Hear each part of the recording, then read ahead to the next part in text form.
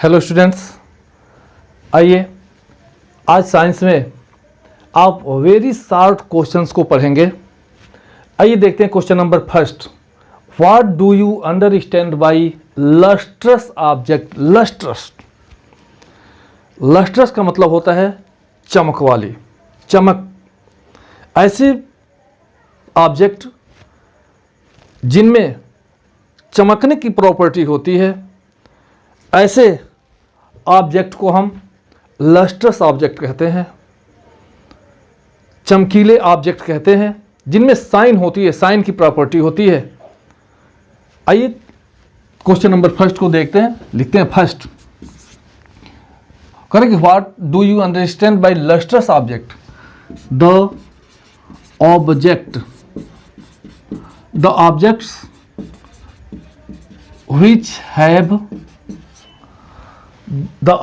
which have property of sign, the objects which have property of sign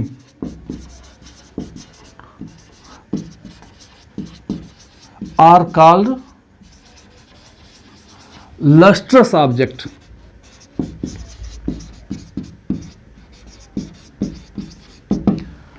और हम ये भी कह सकते हैं the object which shine are called lustrous object. The object which shine are called lustrous object. मतलब ऐसे object जो चमकते हैं उन्हें हम लस्ट्रस ऑब्जेक्ट कहते हैं। क्वेश्चन नंबर सेकंड है, give to examples of non lustrous object. Give to examples of non lustrous object. ऐसे दो ऑब्जेक्ट के नाम बताइए जिनमें चमक नहीं पाई जाती है। बोलियो, सोच करके बोलिए, दो ऑब्जेक्ट नाम बताइए जो चमकते नहीं है। बोलो, ठीक बताए? हाँ, बस जो बताया वो सही है। इसका मतलब कि आप ध्यान से पढ़ रहे हैं। चलिए सेकंड, दूसरे का दो बताना है। वुड लिख दीजिए, पेपर लिख दीजिए, और भी आप लिख सकते हैं। क्वेश्चन नंबर थर्ड देखिए, which materials are said to be soft. करें किस प्रकार के मटेरियल्स सॉफ्ट कहे जा सकते हैं? मतलब किस तरह के मटेरियल्स को हम सॉफ्ट कहते हैं, आप बताइए। Soft, the materials which can be compressed easily are said to be soft. मतलब ऐसे मटेरियल जिसको आसानी से दबाया जा सकता है, कंप्रेस किया जा सकता है, ऐसे मटेरियल्स को हम सॉफ्ट कहते हैं। थर्ड देखिए, the materials which can be compressed easily are called, या यहां क्वेश्चन के हिसाब से लिख दीजिए, आर सेड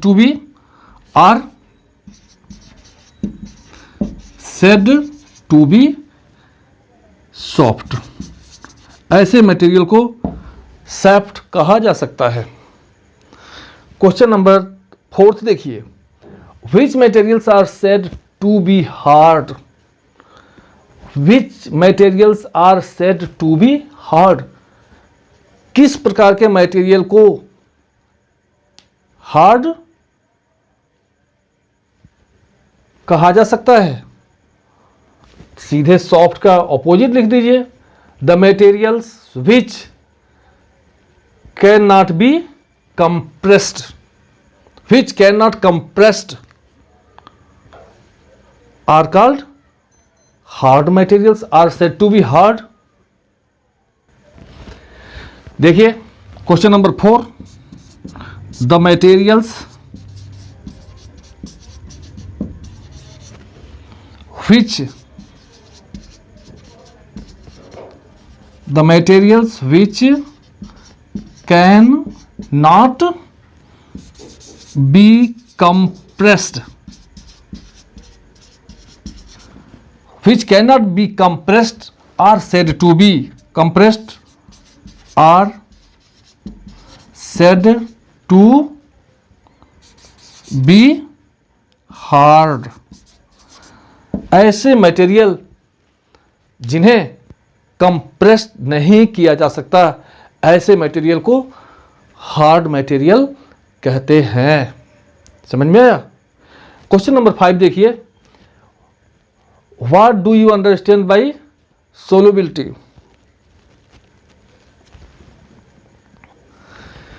क्वेश्चन नंबर 5 है, what do you understand by solubility? Solubility से आप क्या समझते हैं? सोलुबिलिटी, घुलनशीलता। थोड़ा हिंदी भी आपको बता देते हैं क्योंकि आप हिंदी भाषी है ना।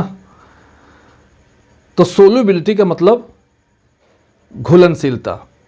कह रहे कि सोलुबिलिटी से आप क्या समझते हैं? आइए देखते हैं। यहाँ दिखाई दे रहा है, चलिए यहाँ लिख देते हैं, ये दिखाई दे रहा है। Question number 5, the property of dissolving in water is, the property of dissolving in water is called solubility.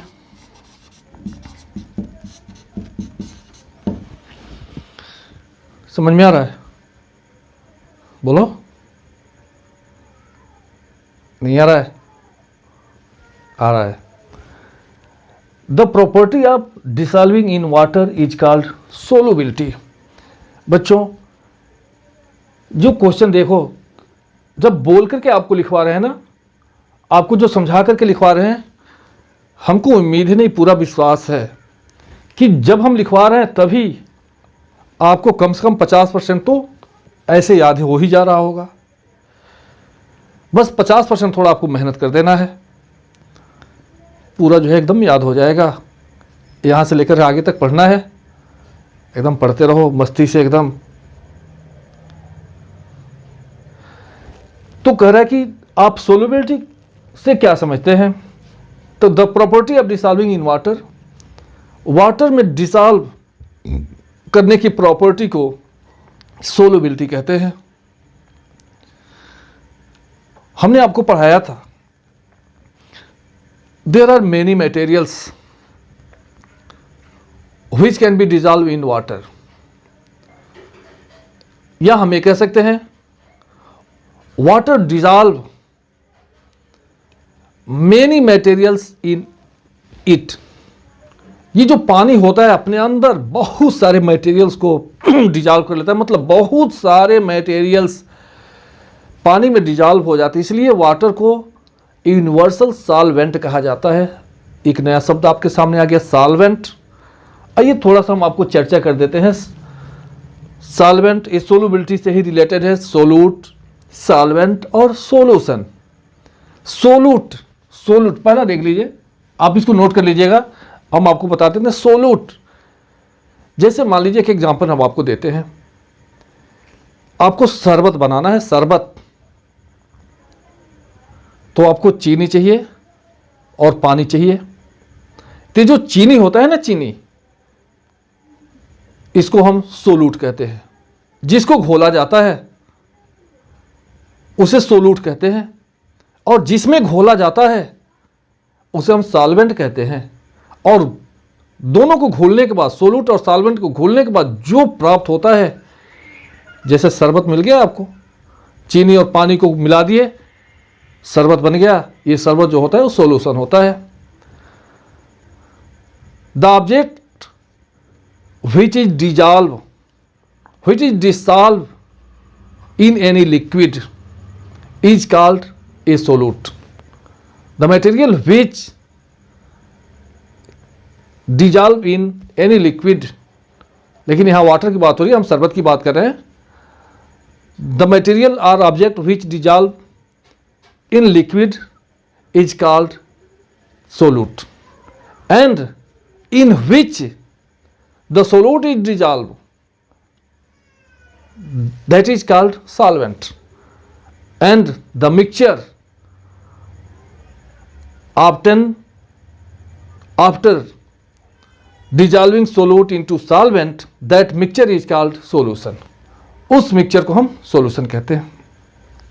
चलिए, उम्मीद है ये आप नोट कर लिए होंगे और नोट कर लेंगे। तो आज के वीडियो में बस इतना ही। अगले वीडियो में हम आपको 60 क्वेश्चन बताएंगे। तब तक लिए बाय बाय। जय हिंद, जय भारत। और ये मेरा आशीर्वाद है कि आप स्वस्थ रहिए और मस्त रहिए पूरे परिवार के साथ। मम्मी पापा, दादा दादी, भाई बहन, सब लोग आप जहाँ हैं, आप लोग स्वस्थ रहें। ये ईश्वर से दुआ है हमारी कि सभी लोगों को निरोग रखें। जय हिंद, जय भारत।